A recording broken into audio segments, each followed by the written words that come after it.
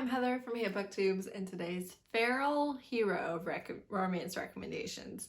So these ones, all the guys, a little bit wild. That's kind of all I've got for you. Okay, so let's start with A Gathering of Dragons series by Milla. Vane. There are 3 books out. One is a prequel. One is a general warlord of a tribes, plains tribes people, kidnapping a princess. And she's like, hey, if you kill me, that's not going to get revenge on my dad, but if I take over my dad's kingdom, that would harm him. So they are on a journey, they're into each other, but he doesn't trust her. And then the last one is a feral prince who was the bastard. He was not recognized until they needed an heir, and then he was. And his childhood friends, lovers, who has then been gone for years, and they have saved themselves for each other because they still were committed to each other even though they thought that they would never see each other again. And it's heartbreaking and adorable. But if you want a fantasy series, a fantasy romance series with heroes who just have a lot of damage and are not the most polite, cultured, calm, collected, these guys are amazing. I love them. Then I have Bayou Moon, which is The Edge #2 by Ilona. You don't have to read the first book for this. Some of the characters from the first book show up in this, and you are introduced to the hero of this book in the first book, but this is a standalone romance, its own couple, and this is The Edge. It's in the Bayou, but also The Edge is in between the magical world and our world, which is the broken. And people who live in the Edge, they don't have a lot of resources, but also they are kind of unique in that if you have too much magic, you can't go into the broken, but if you don't have enough, you can't come back out of the broken and things like that. So our hero, he's not a shifter, but he is kind of shifter adjacent. And he was a child soldier, basically. They're kind of viewed as less than human, and he no longer has to do that, but you basically have a bayou princess. She will shoot you. And it's the two of them going around the bayou trying to find something. I don't remember what. And also somebody's hunting them and they're hunting somebody, something like that. Yeah, if you want to read a romance that takes place in a swamp most of the time, it's pretty good. Then I have The Iron Duke, which is Iron Season #1 by Meljean, which is actually another pen name for Milla Vane, so that's interesting. This one is a duke, but he was made a duke after he saved England from the Horde. Basically, if the Mongolian Horde took over everything with nanobots. And also there were zombies, which I still don't understand. She is obviously partially Asian and was a product of the Horde, and since the Horde has been pushed away, there's a ton of racism against anybody even kind of Asian in any way. And she's an inspector, but she deals with a lot of racism, so be aware of that.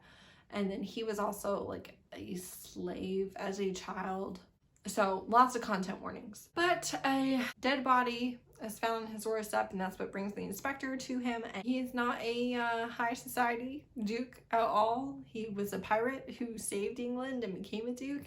And very interesting story, very interesting world. Really like their dynamics. There's a little bit of dubious consent, but just a very interesting premise. Then I have Fury, which is New Species #1 by Laurann Dohner. I've read like 14 books in the series.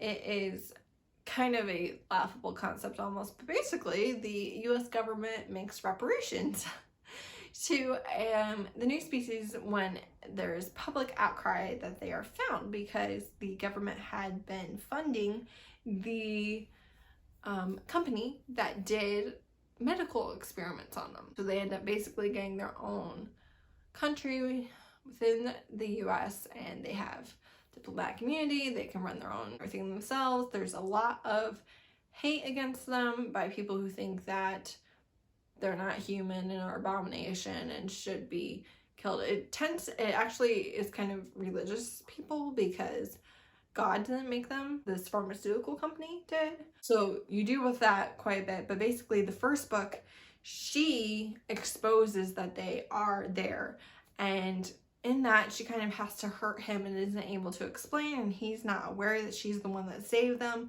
And so when they meet again, he tries to kill her. But like, she couldn't be caught. She had the evidence on her to prove and put an end to it, which she did, but she also kind of broke his heart. So first one, great. They're all great. I loved this series. They are not shifters, but they are animalistic.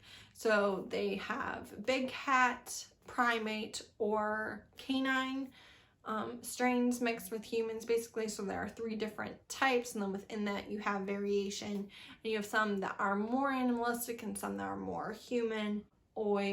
It's a very interesting science fiction premise. And then lastly, I have Feral Sins. So I mean, he is feral. The Phoenix Pack #1 by Suzanne Wright. This is a werewolf shifter romance, and they have a mating of convenience. She is going to be mated off to an abusive alpha, and he is a feral alpha. His wolf is actually feral, and he needs political alliances. And her father is a very powerful alpha, and she is a latent wolf. She's very alpha, but she can't shift.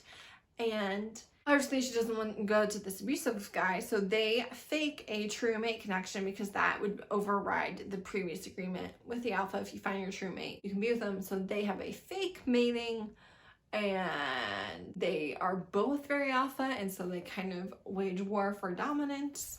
And very funny, very good series. Love this book. Big fan. Big fan of the alpha, but he is actually feral, so that's always fun. This is honestly a dynamic that I like. I like reading about it. If you have recommendations for me, let me know. Let me know any book that you have read that you're like, oh yeah, loved this, definitely feral. Let me know. Thanks so much for watching. Bye.